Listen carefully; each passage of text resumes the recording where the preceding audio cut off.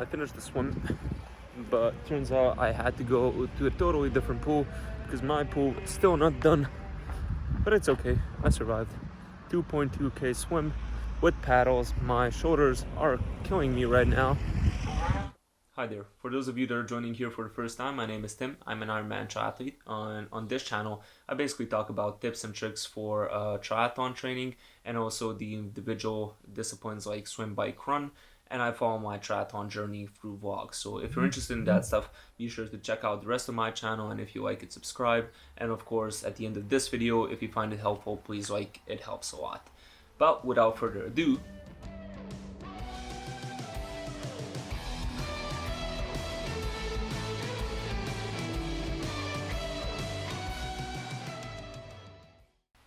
in today's video, I'm going to be talking about 5 tips that are going to help you guys get back into the swimming game after a long time of not swimming due to Corona.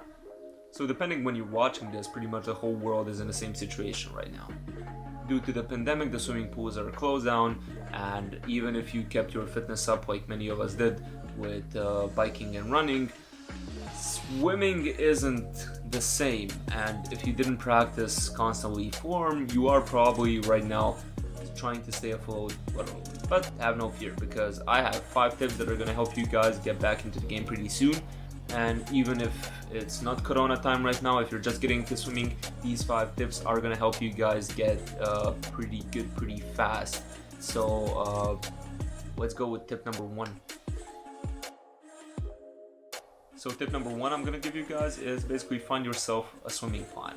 Mostly swimming without a plan is just aimlessly wasting your time, and if you have a concrete plan, it doesn't have to be a professional plan, but having basically any type of plan is drastically going to help you approach a certain goal. So having a goal makes you feel more successful, and when you're training towards that goal, you are having more motivation to keep on doing it. So you're not just going to quit right in the middle of your training plan, number 1. Number 2, it's probably structured well enough so that it's going to lead you to improve over time. It's going to make you have consistency in your training. Also, depending on your financial situation, you might want to look out into a coach. I actually made a whole video on that, whether you need a coach or not, so I'm gonna link it here or down in the description. So if you're interested more into coaching, I definitely suggest giving that video a view, because I talk about pros and cons and of having a coach and whether it's something that you should invest your money in. But whether you decide to go for it or not, a coach or a plan is a definite must if you're going to the pool. Now also, as part of this first tip, I'm going to give you guys a mini tip. When you're going to the pool, make sure to actually spend your time swimming. It sounds very simple, but trust me, I see a lot of people that just go to the pool and spend their time resting. When you're doing a swim session, it's not just doing 50 meters and just then resting for a minute or 2, which is also okay if you're just starting out, but you quickly need to change that routine as you're getting more stamina and more conditioning, so you can actually go to the greater distances and improve also your speed. So if you're going to the pool, don't just waste your time. The same thing also applies to gyms and everything else. When you're training, spend time training, otherwise you're just wasting your time. Now the second tip for improving your swimming is also very simple. It's doing warm-ups and cool-downs. Warming up is crucial whatever exercise you're doing. Even when you're just swimming, which is a low-bearing exercise, it's definitely recommended that you take it slow, because if you just go out sprinting from 25 to 25, you're gonna die out pretty quickly. So what I do recommend here is basically taking it slow and doing some 100 to 200 very easy meters, where you're actually focusing on specific parts of your technique and stretching your muscles as you go forward. So don't just swim that, actually use that time to feel the water around you, get a feel, and focus on specific parts. So either do 50 meters of where you're focusing on your hand holding, or when you're focusing on your back, specific types of your technique, which are also going to be improved later on. But definitely take it slow for the first, let's say, 10 minutes, and then you can continue your workout normally, where your not only body is ready, but you also ready to go fast or go long, whatever it's needed. The same thing goes for cooldowns. When you finish your workout, what you want to do is, again, take it slow, do 200 to 500 meters, very slow, and focus on stretching out your muscles and breathing techniques. So you you finished everything that you have to do, don't rush the final part of it. Now it's just relaxing. And again, take some time to think about what you're doing, because often when our bodies are tired, we're trying to compensate on our bad technique somewhere else. So try and get a feel for what you're doing right now that you weren't doing at the start of the training session. A few good tips for this are also grabbing the edge of the pool and trying to stretch out your forearms and back muscles is a very good idea after a long session. And also I suggest stretching out your calves muscles, because they can get very sore and tight after longer workouts. For instance, if you're forcing yourself, you're probably going to be feeling a cramp coming in. It means that they are pretty tense. So in those cases, I definitely recommend stepping out on any type of step and putting mild focus on your foot, so it kind of frees up the calf muscles. If the first two bored you because they're pretty basic, I bet number 3 and 4 are gonna excite you, because number 3 is using drills. So what are drills? Well, drills are when you focus on specific points of your technique or do some isolation movements. Anyway, it's changing up your swimming pattern so you can, number 1, strengthen something or fix another weakness, balance it out. So a few types of drills that you can do is closed fist swimming, which is gonna give you a better feel for the forearm, or something like, especially if you're triathlon, swimming with your head up above the water, which is very good, number 1 for the core, number 2 for balancing out and orienteering, because in triathlon, open water swimming, you're going to be looking out for those buoys left and right, so you want to have that, you want to get used to putting your head up and looking for those buoys. If you're doing it for the first time, when I did it for the first time, my head cramped up a bit, so you want to get used to that feel. Also, a few other drills that you could be trying out is specific movements like isolation movements with only one hand or with only legs. Those are just some types of drills that you might be doing, but I definitely suggest that you focus on those drills because they are going to make you faster in the long run. So it's something like isolation movements that are over time just going to be adding up into a very good result. So Google triathlon drills, swimming drills, and find yourself a few that fit you and change them all the time, but I definitely recommend incorporating them in your workout. Now for number 4, I recommend you guys utilize tools that are around you to help you isolate movements and increase strength in specific parts of your body. So what are those tools? Well, you have paddles, which are great for improving your shoulder strength and speed. So if you're doing sprints and stuff like that, they're amazing.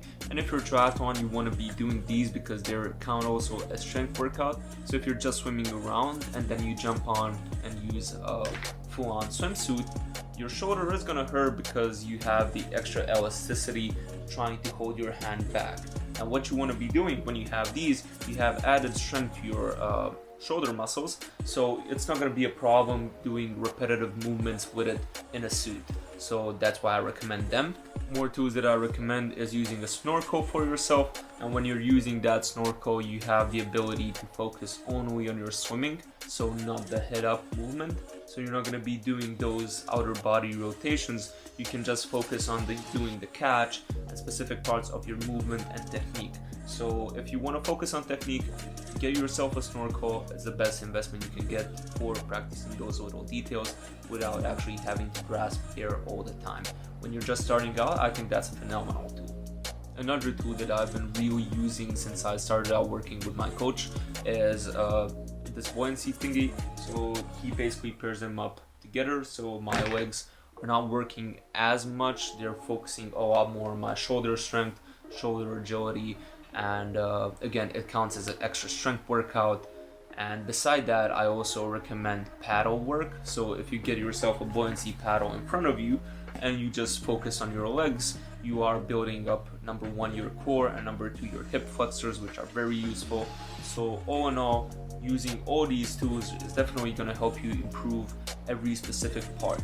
So let's say you're just focusing on your legs. When you just start swimming again without the full body in front, you're going to be a lot faster in front because number 1, you're going to have the head effect, and number 2, your legs are going to be used to the heavy lifting, and now with the help of your hands, you're going to be flying through it. The same thing happens with paddles. Your hands get very used to the high resistance movement of pulling down, so when you take them off and you start swimming and utilizing your legs also, you're going to be a lot faster at first, because again, you're just used to one thing and you're giving them an urging right now.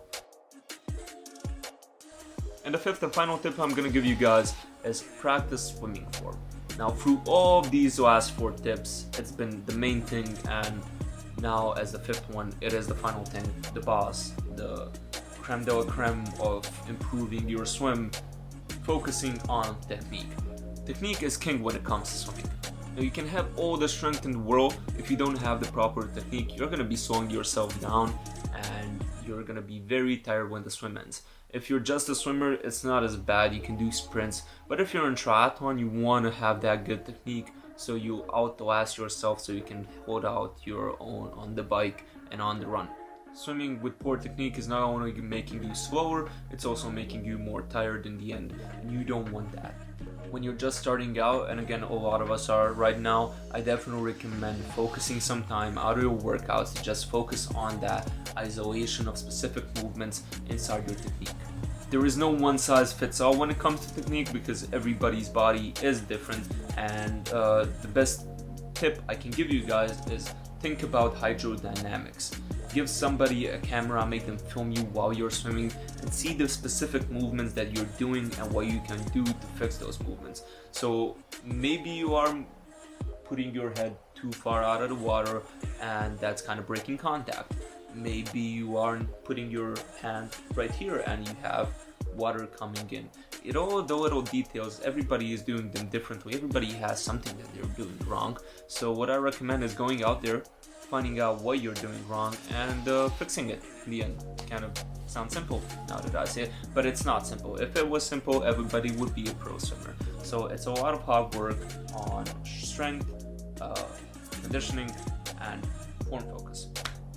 With all, those are my 5 tips for helping you guys improve your swim, and I hope you liked the video. I hope you found it useful.